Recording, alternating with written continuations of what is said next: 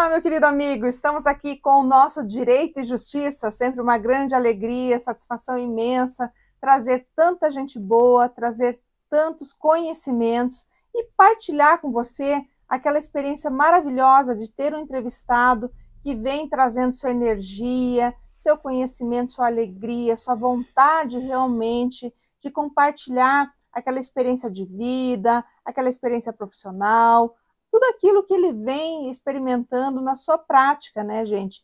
Então, isso para nós é o que nos motiva, é o que nos faz estar aqui e realmente levar para você aquilo que a gente sabe que vai te inspirar, que vai fazer a diferença na sua vida. E hoje não poderia ser diferente, não é mesmo? Hoje eu estou aqui com um grande convidado e, na verdade, ele está retornando ao Direito e Justiça porque ele é uma pessoa muito especial para todos nós, é um grande amigo, não só do programa, como nosso amigo, e hoje vai abrilhantar novamente esse programa com as suas experiências profissionais, pessoais, e realmente deixar aqui para nós mais uma marca e vai trazer para você aquela inspiração que você tanto precisa para você chegar onde você quer e onde você merece estar. Além desse convidado, que eu não vou dizer ainda quem é, nós teremos também o Ney Daniel, que traz sempre as atualidades da semana. Teremos também o Matheus e Tiro de Castro com a economia no Brasil e no mundo. E a coluna de Direito Imobiliário, que também te ajuda a esclarecer essas questões tão importantes do dia a dia que envolve aí o imóvel ou os imóveis. Então, gente, o programa, como sempre, está repleto de atrações, repleto de informações, repleto de conhecimentos e, sobretudo, de inspiração. Mas antes da gente começar, eu vou chamar o nosso patrocinador. Espera aí, não vai embora não. A Domínio Legal Soluções Imobiliárias é uma empresa que possui como objetivo social a gestão imobiliária, no que se inclui a regularização de imóveis. A Domínio Legal Soluções Imobiliárias trata da particularidade de cada cidadão, dentro das necessidades sociais dos moradores das regiões afetadas pela irregularidade imobiliária. Domínio Legal Soluções Imobiliárias.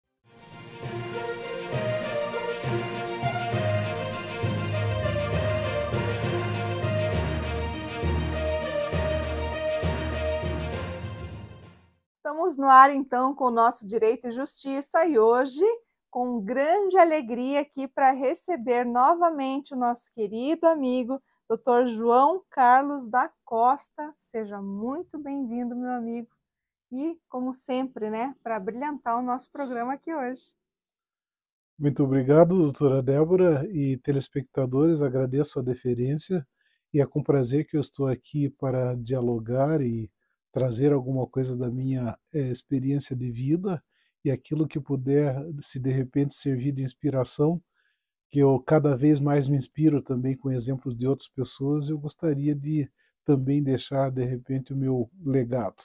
Ah, mas com certeza, doutor João. Né? Como eu sempre falo, o senhor não é só um grande profissional, porque tem vasta experiência aqui, seja nas questões que dizem respeito aí às ciências exatas, informação, jornalismo, que já marcou história aqui no Paraná, na advocacia, como grande advogado que é, comissão de igualdade racial da OAB Paraná, também trabalhou por 35 anos na Secretaria de Segurança Pública do Estado do Paraná e tem aí essa história linda para contar para nós, né? Então, é Muito tanta obrigado. coisa para conversar que é até difícil a gente eleger um tema, né, doutor João?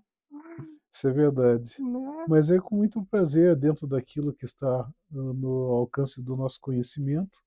Então eu faço questão, sim, e gosto de conversar também, né? Então, Uhum. para mim é muito bom. Ah, que bom, e a gente fica muito feliz. Até foi difícil a gente eleger um tema, até conversou aqui nos bastidores hoje, né? Porque o doutor João realmente, assim, ele é história aqui, né, em pessoa e conta tanto para a gente fica horas conversando com ele e a gente vai de um assunto para o outro, assim, com uma fluidez incrível, porque realmente, né, ele viveu, ele sabe aquilo que ficou, é um registro histórico aqui das coisas boas, daquele legado interessante, tudo aquilo que a gente tem e que realmente faz para nós essa diferença tão importante, né? Então, hoje o Dr. João está aqui e ele pode realmente aí trazer para nós muita coisa boa e, especialmente, aqui nós elegemos um tema que é Aí as políticas públicas, né, doutor João, sempre cabe, especialmente diante aí de situações que são tão recentes agora, nós estamos acompanhando nossos irmãos do Rio Grande do Sul de fato. passando por tantas dificuldades, por uma situação de calamidade pública sem precedentes históricos, e a gente sabe o quanto é importante a gente se preocupar realmente com políticas públicas, De fato. né? Uma das coisas assim, que me preocupa hoje é, conforme a doutora Débora citou, a preocupação hoje lá dessa situação lá do Rio Grande do Sul, e com certeza muitas políticas públicas terão projetos de políticas públicas deverão ser produzidos e colocados em práticas com efetividade, porque essa reconstrução ela vai demorar muito tempo e vai depender de boa vontade não só governamental como da própria população. Aliás, eu até digo do Brasil como um todo, nessa união, porque afinal de contas é um Estado, é um irmão, né, na nossa federação, e a gente tem por obrigação de estar apoiando, seja Rio Grande do Sul ou mesmo qualquer outro estado na mesma situação de calamidade pública. Uhum, exatamente. E isso até nos chama muito atenção nesse momento, né, doutor João, porque é um cenário tão caótico, é algo tão inimaginável, se for para a gente pensar, por exemplo, há um mês atrás, que isso poderia vir a acontecer, né? Então, a gente olha ali e, infelizmente, a gente sabe, e todo mundo está falando sobre isso, né? Nós não estamos aqui para inventar, para falar nada que não seja, mas a gente está ouvindo e está realmente fazendo coro a isso que está sendo dito, no sentido de que faltou efetividade, faltou um olhar mais sério para a situação do Estado, que hoje gera esse grande problema, que realmente a gente não sabe o que vai acontecer, isso é só o começo, porque está tudo inundado, gente, a gente não sabe o que está por baixo de tudo aquilo, né, submerso, então a gente só vai entender realmente esse cenário de guerra quando aquela água baixar. De fato. Só que depois disso, gente, a gente tem que pensar o que fazer, porque assim, o que deixou de ser feito já foi, mas e o que fazer daqui para frente? Então, isso pensando num cenário Rio Grande do Sul. Claro, não é isolado, nós temos tantos outros problemas no país. Mas agora a gente pensando no Rio Grande do Sul, por exemplo, né? O que a gente poderia fazer para implementar aí uma melhoria, para evitar que uma nova catástrofe como esta venha acontecer, por exemplo, não é verdade? Então são políticas públicas, a parte executiva também, governamental da população, uma questão mesmo assim de empatia. Uhum, uhum, Empatia mesmo, porque eu penso que a gente tem que analisar essa situação de uma forma assim, mais internalizada uhum, e se colocar no lugar dessas pessoas que estão sofrendo, dessa população que está sofrendo esse momento, que poderia ser com a gente também, né? Numa outra circunstância.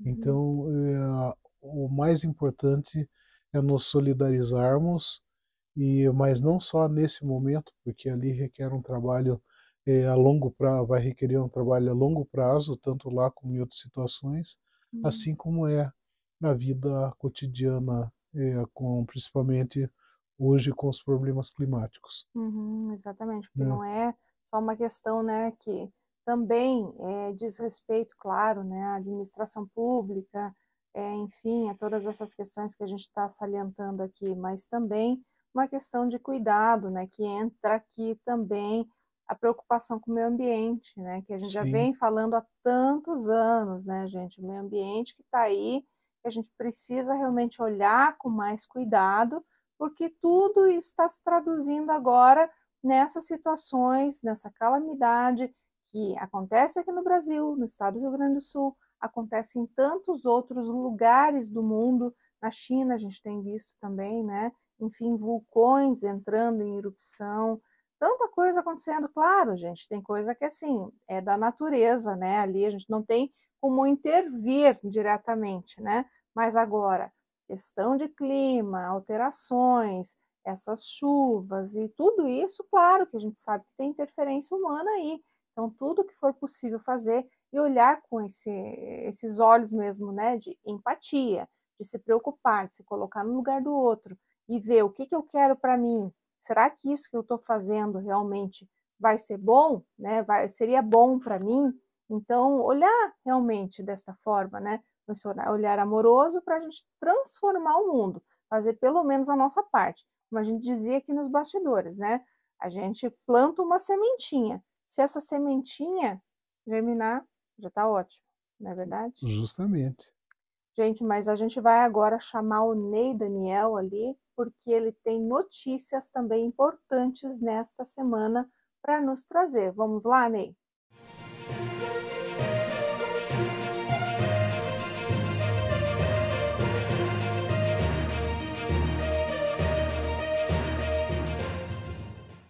Saudações a você que está hoje aqui nos acompanhando no programa Direito e Justiça. Agradecemos imensamente a audiência ao programa e também as manifestações e as mensagens que são sempre encaminhadas com muito carinho para nossas redes sociais do programa. E também agradecemos imensamente a entrevistada da semana e também a nossa ilustre apresentadora Débora de Castro da Rocha. Agradeço mais uma vez por fazer parte desse belíssimo programa e que tem o condão aí de informar a você sobre o que ocorre no cotidiano da vida das pessoas. E hoje iremos ressaltar um assunto que trata aí sobre o agropecuário e o agronegócio, que recentemente sofre com as questões consideradas injustas, haja vista que o setor do agro é responsável pelo maior PIB do país e a alimentação para os brasileiros, sobre possíveis irregularidades da recente norma do BNDES para a concessão de crédito rural. O Banco Nacional de Desenvolvimento Econômico e Social, que é o BNDES, foi criado pela Lei Federal de número 1628 de 52 e enquadrado como empresa pública. E em 11 de dezembro de 2023, recentemente, foi instituída pelo BNDES a circular de número 76 de 2023 para a seguinte vedação à concessão de crédito rural destinado a cliente final que tenha embargo vigente e que apresenta vedação à obrigação de natureza socioambiental às concessões de crédito rural, que servem como, por exemplo, para a aquisição de máquinas, animais, projetos de investimentos e etc. A presente norma jurídica se compõe das infrações ambientais ao tratar das sanções administrativas, que é o embargo de área, previsto no Decreto Federal de número 6.514 de 2008, sendo temporariamente para impedir que seja explorada atividades em locais onde ocorreu a infração ambiental. Já no solo gaúcho, é o Decreto Estadual de número 55.374 de 2020, que dispõe sobre as infrações e as sanções administrativas aplicadas às condutas e às atividades lesivas ao meio ambiente. Ao inserir como óbice a concessão do crédito rural, a existência de embargo ambiental, sem que haja o devido processo legal ambiental, com a ampla defesa e o contraditório, a circular do BNDES nasce a inconstitucionalidade pelo princípio da presunção da inocência previstos na nossa Constituição Federal, que determina que assegura que ninguém será considerado culpado até o trânsito julgado da sentença penal condenatória. Logo, pelo direito e justiça prevista pela Carta Maior, deve ser considerado o crédito rural requerido da instituição financeira, independentemente de estar demandado no processo ambiental ou não à luz da Carta Maior. Por fim, você, produtor rural ou agro, que esteja em situação, a dica sempre é: procure um profissional capacitado no assunto e na área demandada. Domínio Legal, soluções imobiliárias.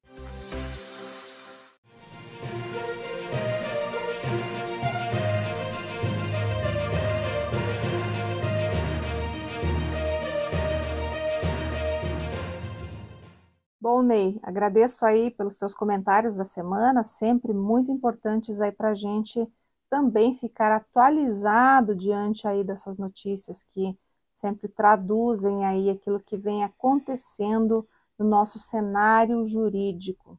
Mas continuando então com o meu amigo aqui, Dr. João Carlos da Costa, né, a gente estava falando, infelizmente, né, gente, nem só de notícia boa e de conhecimentos, né, necessariamente a gente vive, né, a gente também tem que ter aí os olhos para enxergar os sofrimentos, as dificuldades e nos solidarizarmos com aqueles que sofrem, com aqueles que estão passando por dificuldades, que é o caso lá do estado do Rio Grande do Sul, dos nossos irmãos que estão tão próximos aqui e que infelizmente estão passando por esta amargura, por essa dificuldade e por esse cenário de guerra, infelizmente, que é o que a gente está vendo lá. E nesse sentido até, doutor João, a gente sabe que, né, nós aqui em Curitiba, nós temos um cenário bastante diferente daquilo que se vê no Rio Grande do Sul, né? Pelo menos nesse sentido nós não temos essa problemática que se vislumbra lá, né? Com, enfim, vários rios, né? Todos ali não, sem possibilidade de realmente desaguar, enfim, tem toda aquela dificuldade que, pelo volume de chuvas, gerou, né, tudo isso que a gente está vendo lá, né, enfim, esse alagamento sem qualquer tipo de precedente, como a gente já falou aqui, né, aqui em Curitiba a gente tem situações pontuais de chuvas quando ocorrem, a gente já sabe que inclusive foram feitas até algumas obras, né, que hoje possibilitam até a diminuição desse fluxo, e até a gente sabe que não dá mais, né, essa enchente que a gente tinha alguns anos atrás, que até no bairro Rebouça a gente via constantemente acontecer, né? Mas, como nós temos outras tantas questões para nos preocuparmos, e isso acendeu também o nosso alerta, o que o doutor acha que poderia até, dentro da sua experiência, da sua concepção como profissional que dentro da área, inclusive até só retificando uma informação, foram 37 anos, né, de Secretaria de Segurança Pública, não é, doutor? 37. Falei 35 lá no primeiro bloco, mas foram 37 anos bem vividos ali, Bem né? vividos. Muita experiência boa, né? Graças a Deus. Que bom. Então a gente fala justamente com essa pessoa aqui que é efetivamente conhecedor de toda essa problemática, conhece políticas públicas como ninguém e pode nos dizer então, doutor, o que poderíamos fazer? Tem um calcanhar de Aquiles? O que a gente pode fazer aqui em Curitiba, região metropolitana, para tentar eventualmente prevenir algum tipo de desastre, de catástrofe, enfim, ou uma situação que possa ser similar a essa que aconteceu lá? A esse respeito, o que eu posso informar, de acordo com o meu conhecimento, Curitiba tem 6 bacias hidrográficas. E essas 6 bacias hidrográficas, até por ser conhecimento de outros governantes anteriores, algumas providências foram tomadas principalmente em áreas, mesmo a área central e outras áreas assim um pouco mais afastadas, que dava problema de alagamento e muitas vezes também as pessoas eram obrigadas a sair desses locais e se abrigar em centros urbanos, centros sociais urbanos, igrejas e outros, né? Essa situação hoje, pelo menos em parte, o que eu vejo que está amenizada. Agora, por outro lado, quando se fala em questões principalmente climáticas, que a gente nunca sabe o que realmente pode acontecer, do jeito que estão acontecendo diversos fenômenos aí inesperados, então a gente não pode dizer também que Curitiba ou mesmo o estado esteja livre disso. Tem que haver sim, eu penso, um trabalho de prevenção, como está ocorrendo em outros estados e outros lugares, diversos tipos de situações. Sempre é bom ter um alerta, né? Uhum. Então, acredito que aqui no Paraná, a Defesa Civil, principalmente, pelo que eu tenho algum conhecimento, eles estão se preparando. Houve algumas situações aqui na região metropolitana, por exemplo, não relacionada a alagamentos, por exemplo, mas a outras situações de catástrofes, desmoronamento, inclusive, né? Que a Defesa Civil agiu prontamente e outros órgãos da segurança pública, assim como tem órgãos da segurança pública do Paraná hoje atuando também lá no Rio Grande do Sul. Então isso é muito importante, que daí toda a população se envolve, os órgãos de segurança também estão se envolvendo, e como em outras situações também aqui. Isso a gente pode observar e dar mãos à palmatória também pelo trabalho que estão desenvolvendo, assim como houve também lá em Minas, né, o pessoal de Brumadinho, isso, de Brumadinho, foram pessoas profissionais de diversos lugares, aqui mesmo o Corpo de Bombeiros, né, que sempre uma força bastante atuante, né, nessas situações.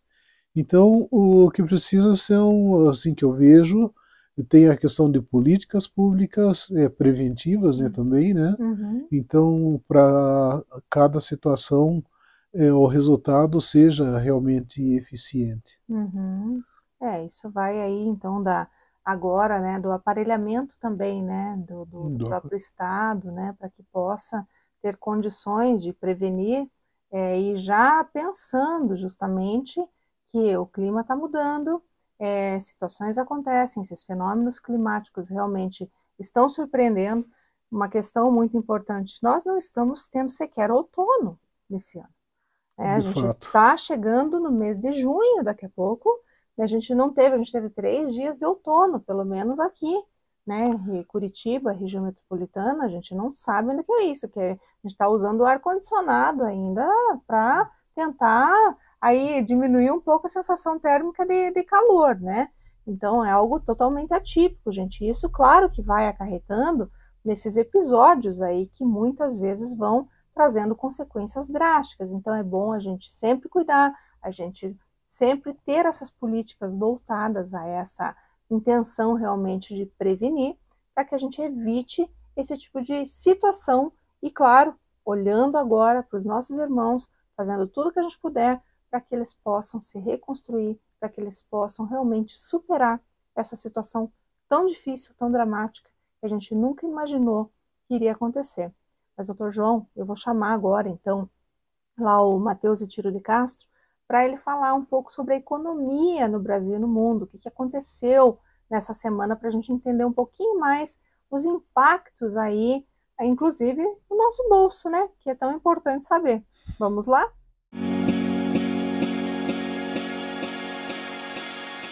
Olá, meu caro amigo telespectador, que está nos prestigiando mais uma vez e nós falamos sobre a economia. E hoje, para tratarmos acerca da recente decisão do Comitê de Política Monetária do Banco Central, que determinou um novo corte da taxa Selic, da taxa básica de juros da economia, mas num ritmo mais moderado, de 0,25 pontos percentuais, diminuindo de 10,75 pontos percentuais para 10,5 pontos percentuais. Continuando deste modo a trajetória de reduções contínuas da taxa Selic, mas apresentando uma ruptura do ponto de vista do ritmo através do qual tais reduções vinham ocorrendo, porquanto, desde o ano passado, as reduções vinham sendo realizadas na magnitude de 0,5 ponto percentual. E tal modificação do ritmo se deu através de uma votação bastante apertada, havendo ali um desempate do presidente do Conselho de Política Monetária do Banco Central, Roberto Campos Neto, que vai em consonância com as próprias declarações recentemente emitidas, que iam justamente no sentido de reavaliar o ritmo de cortes da taxa básica de juros em função do insucesso do governo federal em cumprir com a meta fiscal de déficit zero, remanejando-a para o ano de 2025. Ou seja, parte-se ali fortemente de um argumento alicerçado à questão do risco fiscal, ou seja, em função de uma possível não convergência da política monetária com a política fiscal. No entanto, se a gente for pegar para avaliar os dados de desemprego, de inflação, nós podemos, de certa maneira, avaliar se, de fato, a taxa básica de juros deveria ter um ritmo mais moderado de reduções ou manter, na realidade, o ritmo que já vinha sendo posto desde o ano passado, de um ritmo de cortes de 0,5 ponto percentual.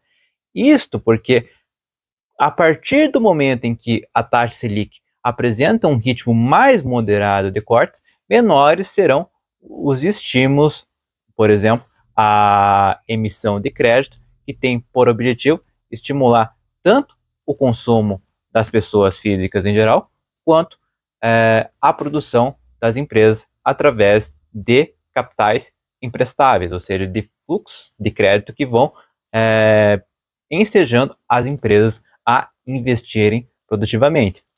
E a gente deve levar, sobretudo, tais mecanismos econômicos em consideração, tendo em vista o fato da taxa de desemprego ter apresentado uma nova alteração positiva, ou seja, um incremento no último trimestre, no primeiro trimestre de 2024, subindo para 7,8%, sendo esta a primeira alteração positiva há muito tempo de uma trajetória que vinha sendo, sobretudo, descendente da taxa de desemprego.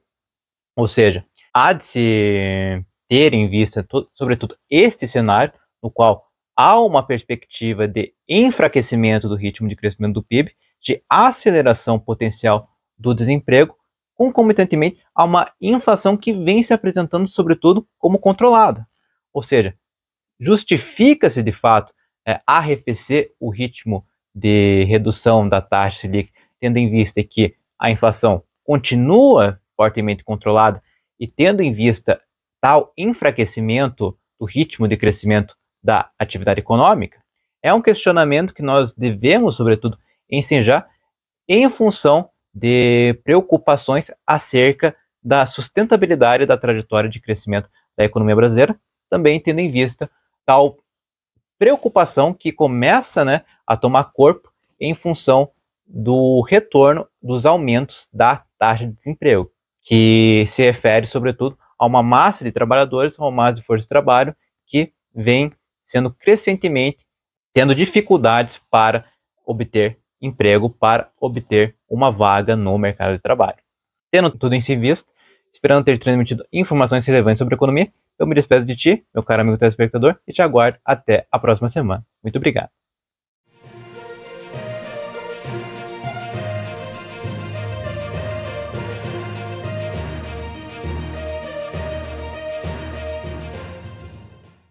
Voltamos então aqui com o nosso Direito e Justiça, falando sobre essa questão tão triste, tão trágica que está ocorrendo no Rio Grande do Sul, que a gente sabe, vai gerar aí várias situações que não são só, não se restringem, a tudo que a gente está vendo. A gente sabe que os desdobramentos e tudo que vai vir na sequência realmente vai trazer aí muita tristeza ainda e realmente a necessidade da gente tomar atitudes, E dentre essas atitudes, a gente sabe que o cuidado, como a gente já falou no bloco anterior, aquilo que a gente precisa fazer também em relação aqui às nossas políticas públicas voltadas realmente a essa atenção às cidades, uma atenção maior àquilo que deve ser realmente priorizado, E a gente sabe que Curitiba não é uma cidade que tem propensão a uma catástrofe como essa, mas a gente tem várias situações aqui que realmente devem ser priorizadas, E, claro, além dessa situação toda que a gente exaltou aqui, que merece o nosso olhar agora, nossa atenção para que a gente consiga tentar ajudar os nossos irmãos lá, nós temos também que olhar aqui para a nossa cidade e ver o que a gente pode fazer, além dessas questões que a gente já discutiu aqui, que foram justamente essas obras que já foram feitas, enfim, já houve aí uma minimização desse problema, que era o problema da enchente, que gerava alagamento, mas nem chegava perto disso que aconteceu lá. Eu penso até, doutor João, que nós temos que nos preocupar também com questões relacionadas à revitalização, especialmente aí da região central, do seu entorno, porque a gente sabe que está um pouco difícil, Se a gente olhar ali para a década de 70, 80, acho que o cenário mudou bastante para pior. Você não sente, não? Em parte, sim. O que eu observo, assim, que Curitiba, até por ser uma capital ecológica, uma capital considerada de primeiro mundo, e uma cidade turística, eu vejo que o centro e também outros bairros ao redor, assim, mais próximos, eles precisam ser revitalizados. E essa revitalização, ela exige assim um olhar mais holístico, um olhar mais técnico em todos os aspectos, porque ela envolve também os setores de segurança, a urbanização, principalmente, a situação, principalmente dos comerciários e também a atração da população para o centro, principalmente finais de semana, né, que hoje, é lógico, os shoppings são excelentes, né? Uhum. Tem vários tipos de atrações, mas por outro lado, o centro de Curitiba e mesmo os bairros mais próximos, que nós temos bairros assim antigos, Uhum. que precisam também ter assim mais movimentação e para isso precisam políticas públicas efetivas também em diversos setores, até mesmo para tratar tentar resolver os Uhum. problemas sociais, como é o caso aí dos moradores em situação de rua, que eu Uhum. acredito que se fizer, se elaborar projetos e políticas públicas assim mais efetivas, principalmente que se faça recenseamento e outras situações para que possa saber a situação de cada um e desenvolver projetos em cima junto com os órgãos públicos, lógico, né? Eu acredito que muita coisa pode ser melhorada, mas tem que Uhum. ter assim um olhar político, mas também um olhar mais técnico, Uhum. sendo que a política ela tem que se aliar à técnica e vice-versa, Uhum. mas não se deixar que um se sobreponha ao outro, porque se as coisas forem de fato assim decididas assim de forma mais política, eu não acredito que a gente tenha soluções mais concretas. Uhum, exatamente, até porque a gente tem que sempre unir, né, pessoal? A gente sabe que a política ela é importante, mas realmente você tem que ter o conhecimento de causa, a formação específica para poder resolver um problema de ordem prática, né? Sim, Sem o conhecimento, a gente não consegue. Então, tem que realmente haver, né, esses dois aliados, né, dentro deste cenário que a gente já conhece aí, que inclusive está próximo de começar a se desenhar. Então, gente, aí nesse momento, inclusive, vale muito a pena a gente pensar, né, sobre tudo isso que a gente está vendo. Né? A gente está vendo uma situação muito triste lá no Rio Grande do Sul, questões que envolvem inclusive política, e aqui também a gente tem que sempre pensar no que a gente quer para a gente, né? O que é melhor para a gente. Então, quando a gente pensa nisso, ter esse olhar realmente apurado para ver quem nós vamos eleger, inclusive, para ver se este nosso candidato está preparado, se esse nosso candidato também tem esse olhar técnico, esse olhar tão preciso para aquilo que a gente necessita no nosso dia a dia, que é importantíssimo, né, doutor Carlos? sim. Eu acho que o doutor João hoje aqui, ele traz para nós esse olhar e, inclusive, nos chama a atenção para essas questões, porque muitas vezes, muito embora a gente tenha a questão das políticas públicas muito forte, inclusive quando a gente fala do direito à cidade, que é um direito que contempla e deveria, na verdade, né, contemplar todo mundo, muitas vezes ele acaba esquecendo de algumas pessoas, né? Sim. Então, acho que tá aí uma boa reflexão para essa entrevista de hoje.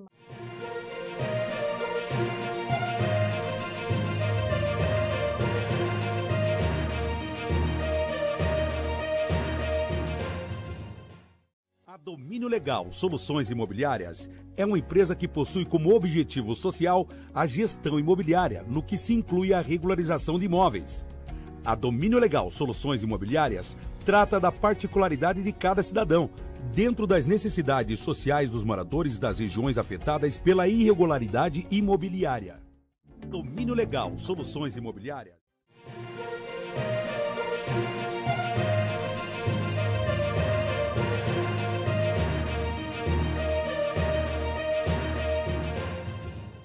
Vamos então aqui com o nosso quarto bloco. Agora vamos falar um pouco sobre o Dr. João Carlos, porque a gente sabe, né, que aqui nós também temos uma função que é muito importante, que é de inspirar nosso telespectador, Dr. João Carlos.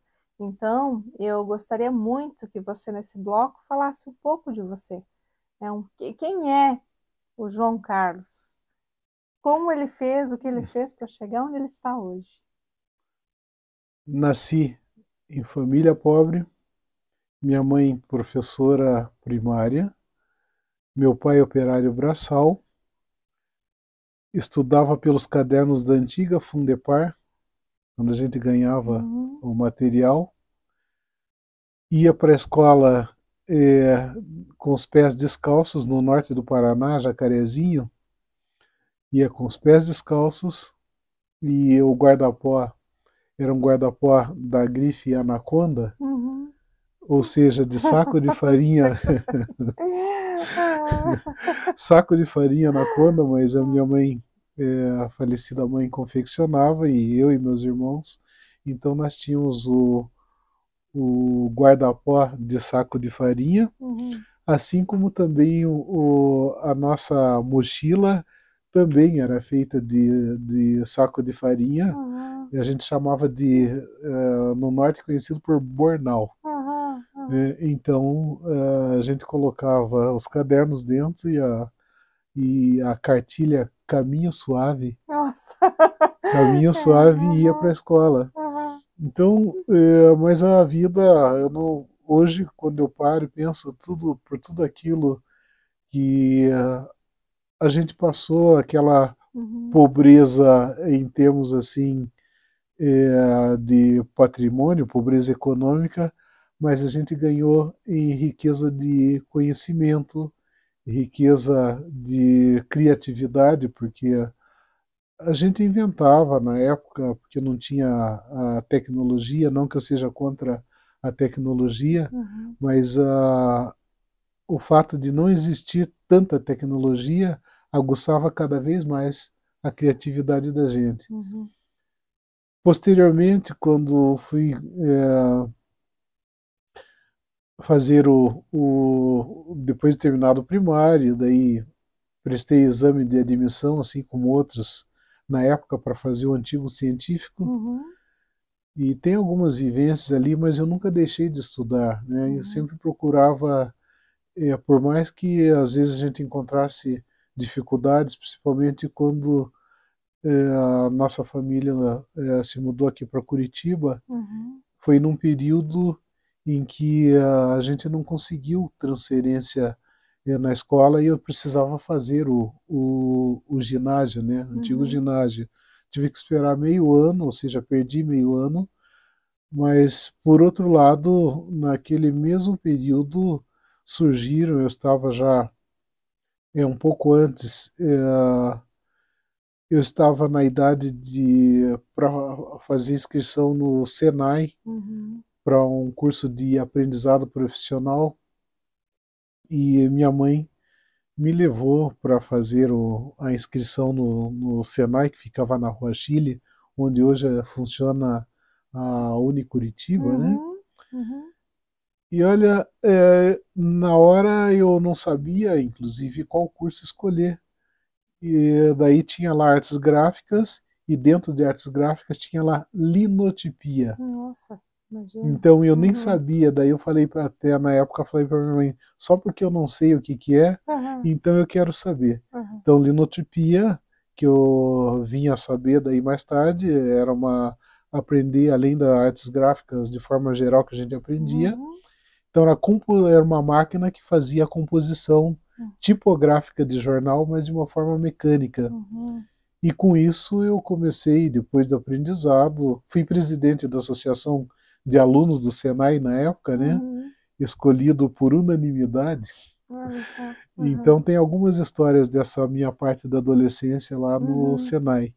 Depois disso comecei a trabalhar em jornal. Meu primeiro jornal que eu fui trabalhar como aprendiz do Senai foi a Gazeta do Povo, e posteriormente, resumindo um pouco a situação, porque senão a gente se estende demais, mas posteriormente, terminado o curso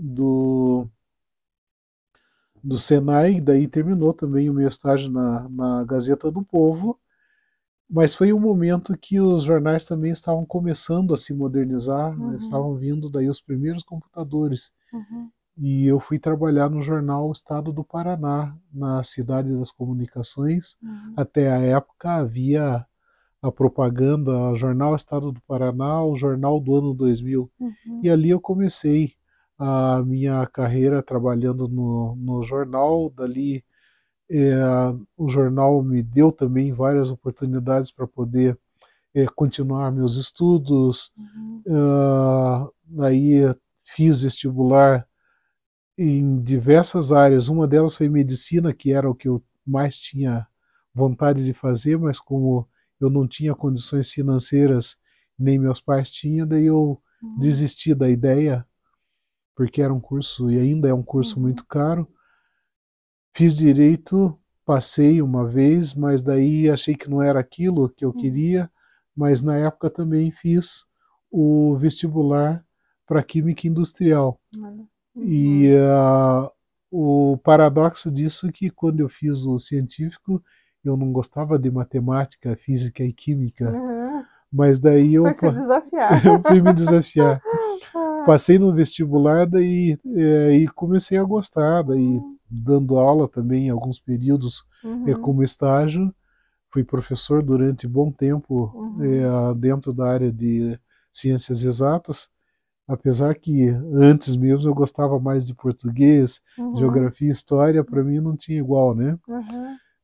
Mas mesmo assim eu acabei me saindo bem e terminei o curso, e até sou grato também, porque hoje nós temos alguns amigos da mesma época que nos reunimos anualmente, e isso aí acho que pode até ir para o Guinness Book.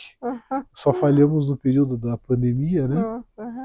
E então isso foi muito gratificante, consegui concluir, e posteriormente fiz outras graduações e pós-graduações. A última graduação foi justamente na área de Direito, que mesmo tendo concluído em 2008, logo em seguida eu fiz o exame da ordem, passei na primeira fase, em 2009 teve a segunda, mas é aquela questão, conquistei, mas não levei porque eu estava impedido por força do regimento da OAB, porque eu já estava na área da segurança pública, então a incompatibilidade do exercício da advocacia com a função de advogado, né, com a profissão de advogado. E o que aconteceu? Durante todo esse tempo, embora não tivesse deixado esfriar o meu conhecimento jurídico adquirido, meus conhecimentos jurídicos adquiridos, porque a gente estava sempre exercitando, fazendo cursos e também em algumas oportunidades fazendo trabalhos com alguns colegas, mesmo não podendo assinar, né, para manter o conhecimento em dia. Tive a grata oportunidade daí de, em 2021, ser convidado para trabalhar na assessoria da Câmara Municipal, onde eu aprendi muita coisa também a respeito do legislativo, principalmente o legislativo municipal, que eu tinha uma visão externa totalmente diferente, lógico, daquela que eu fui conhecer internamente, né? Mas foi muito bom, foi uma grata experiência, e consegui agregar mais conhecimentos a respeito disso, e ver também principalmente a questão orçamentária, que é uma área que eu trabalhei durante muito tempo em coordenação, inclusive de orçamento público. Fiz especializações dentro dessas áreas aí, então consegui ter uma visão de gestão pública um pouco maior, digamos assim. Posso dizer que eu fui privilegiado sobre esse aspecto, mas eu me dediquei para que eu conseguisse ter todo esse conhecimento E quando eu falei da Câmara Municipal, que os requisitos eram básicos para poder assumir a função na época, era que eu estivesse livre e também tivesse a carteira da OAB em mãos.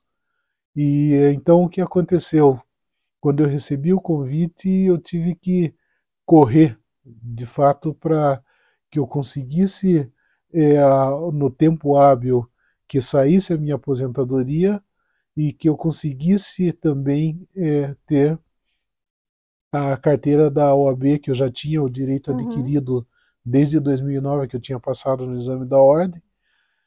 Daí eu juntei toda a documentação necessária e, graças a Deus e com a ajuda divina, isso eu posso afirmar taxativamente, que eu nunca vi uma coisa acontecer de uma forma até meio que acelerada, que daí no dia 5 de março, aliás, desculpa, dia 18 de março eu tinha dado a entrada no meu pedido de aposentadoria. No dia 5 de abril saiu a minha aposentadoria, publicada em Diário Oficial. Consegui ainda, era num período de pandemia, o primeiro, que eu saiba, o primeiro exame, o primeiro juramento online da OAB, consegui ser encaixado naquele juramento que foi no dia 27 de abril. Depois do juramento, daí eu consegui a carteira, daí no dia 3 de maio, na sequência, daí eu fui trabalhar na Câmara Municipal. Que bacana. E isso eu posso afirmar taxativamente que foram as mãos divinas. Eu procuro pelo menos ser cristão praticante, eu frequento a comunidade evangélica luterana de Curitiba e dentro daquilo que eu aprendi em termos de religião, eu procuro aplicar de fato sem demagogia, mas procuro no meu dia a dia aplicar os meus ensinamentos cristãos. Não falo isso para aparecer, mas o meu dia a dia sempre foi assim, e a gente sente a presença de Deus na vida da gente, principalmente quando a gente busca isso. É verdade, gente. Então isso eu faço questão de enaltecer, porque às vezes a gente só se lembra de Deus nos momentos de dificuldades, né? Então a gente tem que ser grato e também essa gratidão ela tem que ser diária a todo instante. Então isso eu faço questão de estar dizendo em público. Ou seja, né, não é uma pessoa só forjada aí pelas profissões, pela vida, pelas dificuldades, mas também pela sua fé, né, gente? Isso é muito importante. Quando a gente fala aqui de pessoal e profissional, a gente nunca pode se esquecer daquilo que nos move e daquilo que é a essência, aquilo que faz a diferença nas nossas vidas. E de fato aqui, o Dr. João Carlos, justamente, ele é pautado, e melhor falando até, ele se pauta na fé dele para que ele possa conquistar aquilo que ele precisa, aquilo que ele quer, aquilo que ele veio buscar.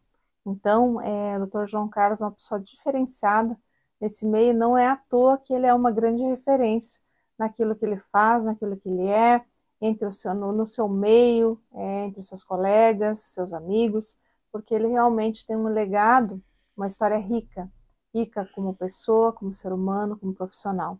E é isso que a gente quer deixar para você aqui, essa grande inspiração de profissional e de ser humano. Mas, gente, ainda não terminou. Eu vou chamar agora a coluna de Direito Imobiliário e, na sequência, eu volto aqui mais um pouquinho ainda com o Dr. João Carlos para a gente conversar ainda sobre as políticas públicas aqui, que é o objeto desta entrevista. Vamos lá?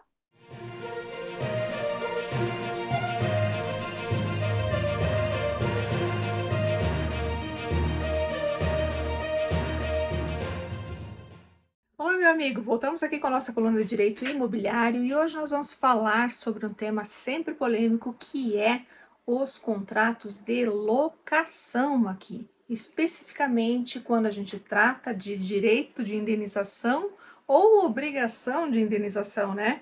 Quem é que já não teve algum problema relacionado a esses aspectos, especialmente quando você loca um imóvel com uma finalidade não residencial, aquela finalidade que é para você eventualmente aí tocar uma atividade comercial, né, que tenha ou que dependa da adaptação do imóvel para essa finalidade. Então, gente, nesse caso concreto aqui que eu trago para vocês hoje, a situação ela justamente desencadeou uma problemática bastante significativa no aspecto indenizatório, porque envolve um valor bastante elevado, porque houve um investimento para a adaptação desse imóvel.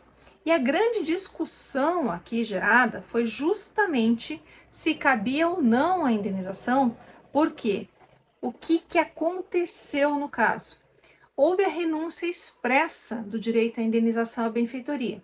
E vejam que, muito embora nós tenhamos esse direito, né, conforme a lei do inquilinato, tem-se que, se houver a renúncia expressa a ele no contrato de locação, não há como questionar depois. Então vejam, nesse caso, houve sim a renúncia expressa a esse direito à indenização por benfeitorias.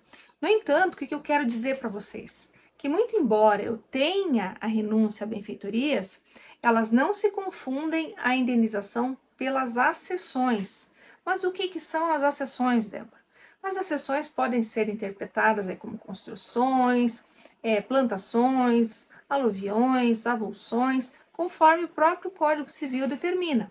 Então, se a gente pensar nesse sentido, gente, ainda que eu tenha renunciado, ainda que eu tenha abdicado no contrato de locação expressamente, através de uma cláusula, dessa indenização, a essa benfeitoria, eu não estou renunciando também a essa indenização pelas accessões, tá? E aqui, quando a gente discutiu e quando a gente se debruçou sobre esse caso que chegou ao STJ, a situação foi justamente essa, porque havia sim a renúncia às benfeitorias, mas o entendimento que prevaleceu ao final lá no STJ era que, ainda que houvesse expressamente aí pactuada a renúncia a essas benfeitorias, elas não se confundiam, não se confundiriam as accessões, porque este locatário ele construiu no imóvel e construiu com autorização do locador. Então vejam a importância aqui de você celebrar um contrato. Primeiramente, sabendo exatamente aquilo que você realmente quer para você, estando bem assessorado, estando bem assistido, conhecendo bem a lei. A lei prevê a possibilidade de indenização por benfeitorias.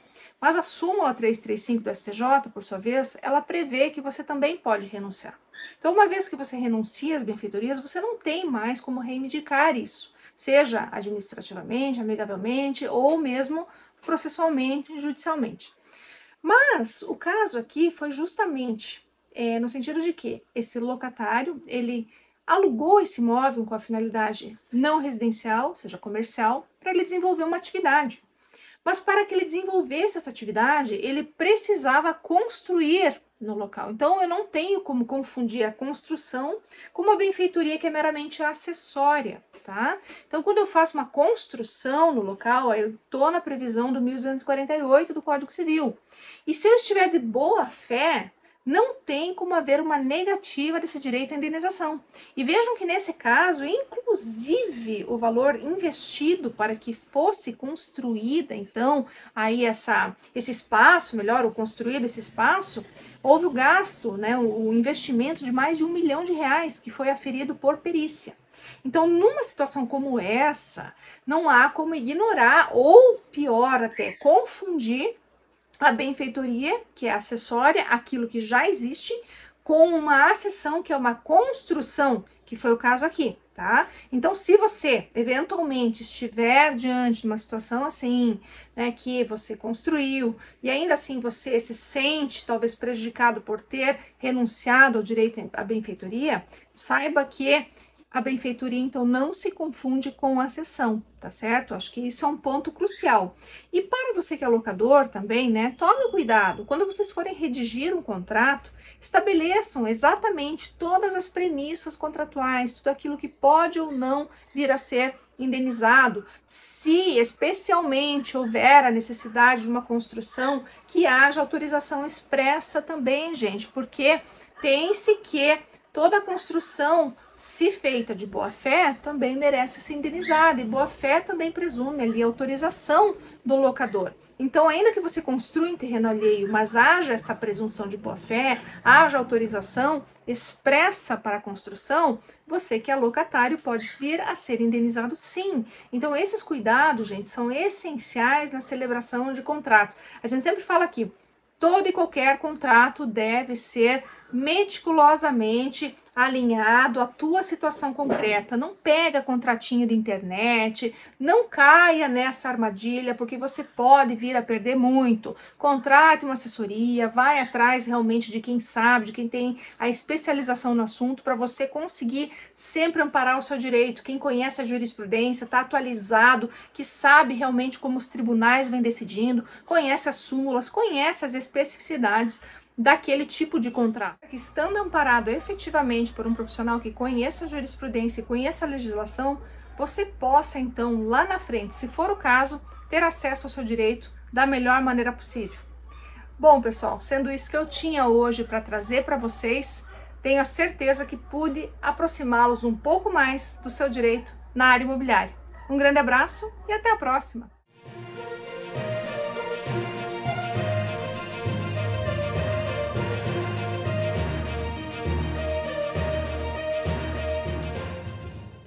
Bom, gente, voltamos então aqui com o nosso último bloco, aqui com o Dr. João Carlos.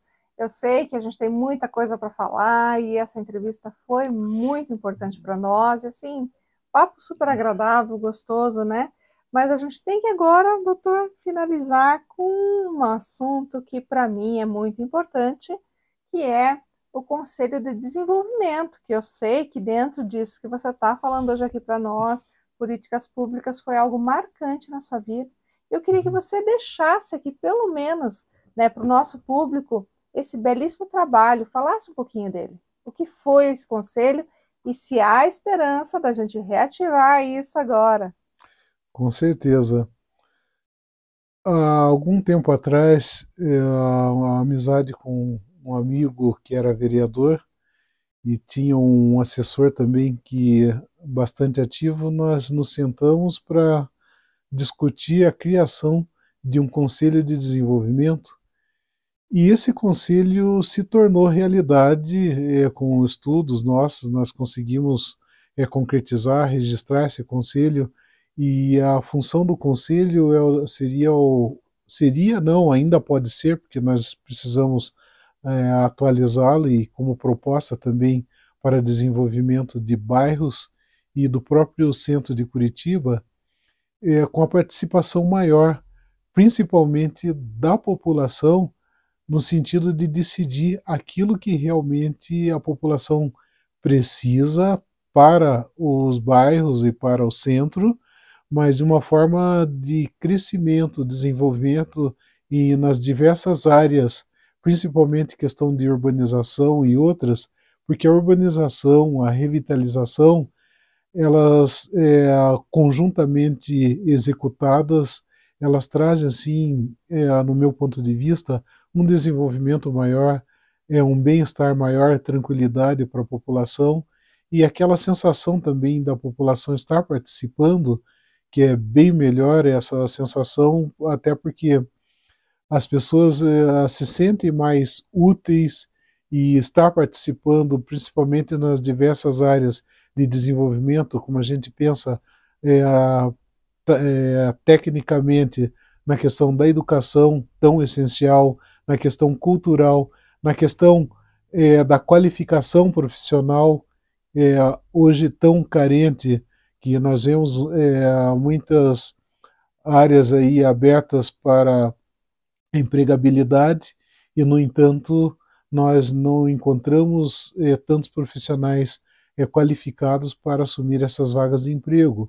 Então, esse conselho seria bastante abrangente em todos os aspectos, mas desde que trabalhado de forma consciente e de forma também bastante corporativa, no sentido de que a gente colocasse efetivamente a teoria na prática. Com certeza os resultados são bastante positivos. Uhum. E fica aberto aí o convite para que a gente possa estar contribuindo com essas propostas e estou dando aí, por exemplo, como diz o ditado, a minha mão de obra, a minha Uhum. contribuição também sobre esse aspecto com os conhecimentos que eu tenho. Ah, isso é maravilhoso, né, gente? E, sobretudo, eu acho que o que é mais importante aqui é saber que esses conselhos de desenvolvimento, eles se aplicam muito nos bairros, nessas regiões tão específicas dentro das cidades, e aqui, especialmente em Curitiba, né, onde a gente já teve um projeto muito importante desenvolvido especificamente para um bairro, né? E agora, com essa possível retomada, a gente consegue também desenvolver projetos que são voltados aquela região, aquele público, aquela cultura local, que é muito importante. Você preserva a cultura, você preserva aquilo que aquela população especificamente quer de você, aquilo que você precisa que tenha naquele local. Então, gente, é muito bacana, a gente consegue realmente promover essa integração, consegue fazer com que essas pessoas se sintam parte da cidade, mas de uma maneira muito especial, de uma maneira muito particular e que realmente saibam que estão contempladas aí por essas políticas públicas que são tão importantes e que são objeto aqui desta grande conversa que eu pude ter com meu grande amigo também, que é o Dr. João Carlos. Bom, doutor, a gente tinha muita coisa para conversar, mas hoje, né, nós temos que encerrar por aqui, porque o nosso tempo é limitado. Mas o que vale para a gente é você ter podido vir, podido trazer para a gente essa boa informação, essa tua experiência de vida, essa tua experiência profissional, e mais ainda, a gente poder também trazer você aqui para inspirar o nosso público, que é tão importante, né? Que saiba que tem alguém tão especial fazendo a diferença na sociedade até hoje, né? Com o passar do tempo, só melhorou essa tua percepção, né, em relação à cidade e que é sempre contribuir para o melhor, né, doutor João? Com certeza. Eu agradeço também a oportunidade do programa Direito e Justiça, a doutora Débora, principalmente, e aos colaboradores também aqui, o Ney, entre outras pessoas que estão assessorando aqui. Então, eu agradeço a oportunidade, agradeço também a atenção dos telespectadores e me coloco à disposição caso alguém queira ter algum conhecimento a respeito de algumas ideias que a gente tem para apresentar e aquilo que a gente pode fazer de melhor para melhorar a qualidade de vida da população, das pessoas carentes e da população, de todos os cidadãos de forma geral. Uhum. E quero deixar também, principalmente, como exemplos de atitudes, dar a minha contribuição como legado, que para mim é muito importante. Isso é uma questão de orgulho, poder colocar na prática de forma efetiva os conhecimentos adquiridos durante todo o tempo de vida, né? Que a vida é uma eterna faculdade, todo dia a gente aprende, mas se a gente aprender e não colocar em prática, não vale a pena. E vale muito mais a pena se a gente pode colocar aquele conhecimento em prol da coletividade, em prol do próximo. Acho que é uma forma da gente demonstrar também o amor ao próximo, estando servindo de acordo com as nossas capacidades. Então eu Exatamente. deixo o meu forte abraço a todos e contem com a gente também, estamos à disposição. Maravilha. Bom, eu mais uma vez agradeço, doutor João, a sua presença e sempre deixando a casa aberta para que retorne. Muito Esse obrigado, doutora. espaço também é seu, Muito tá obrigado, certo? doutora. Eu fico muito grato. Imagina.